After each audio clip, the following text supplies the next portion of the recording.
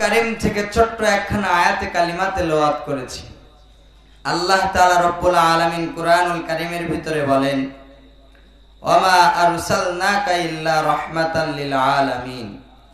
হে রাসূল, আপনি আপনার উম্মতদেরকে জানায়া দিন, আমি আপনাকে দুনিয়ার মাঝে, ওই জমিনে পৃথিবীর মাঝে রহমত স্বরূপ প্রেরণ করেছি। বলি সুবহানাল্লাহ।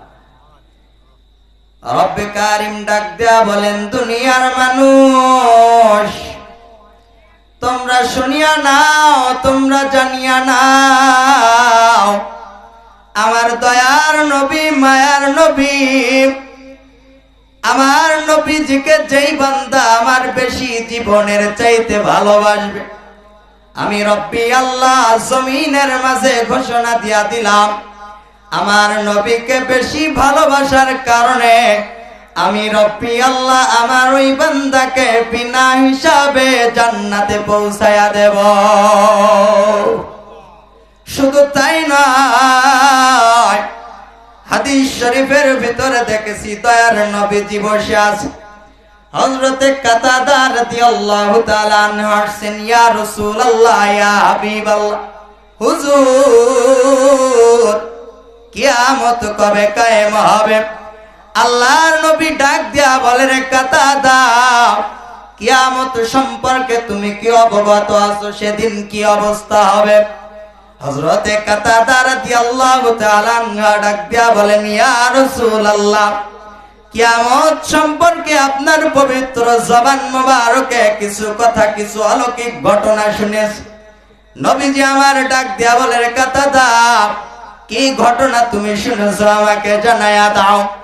কাতাদা রাদিয়াল্লাহু তাআলা আনহু ডাক দিয়া বলেন, ইয়া রাসূলুল্লাহ, কিয়ামতের দিন পুরো জমিনটা ইস্পাত হয়ে যাবে, পুরো জমিনটা তামায় পরিণত হয়ে যাবে।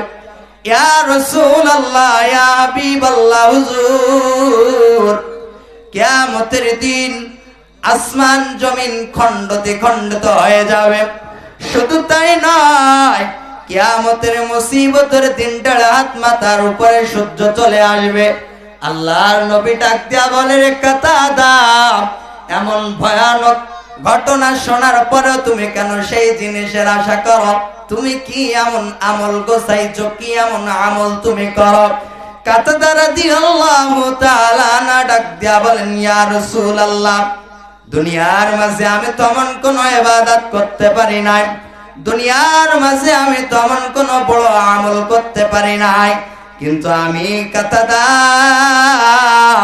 100% গ্যারান্টি দিয়ে বলতে পারি, আমি কাতাদার কাছে আমার পিতা মাতা, স্ত্রী সন্তান দুনিয়ার চাইতে আমার নবীজিকে কোটি কোটি গুণ বেশি ভালোবাসি।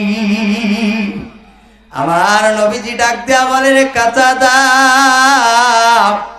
এই ভালোবাসা নিয়ে যদি তুমি কবরের মাঝে যাও, আল্লাহ তাআলা ফরমাইছেন, নবী আপনি জানায়া দেন, যেই ব্যক্তি আপনাকে ভালোবাসবে আমি আল্লাহ তাআলা ওই ব্যক্তিকে বিনা হিসাবে জান্নাতে পৌঁছায়া দেব।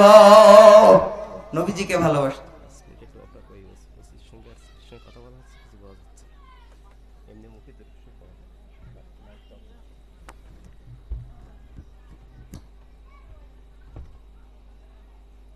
اللهم صل على سيدنا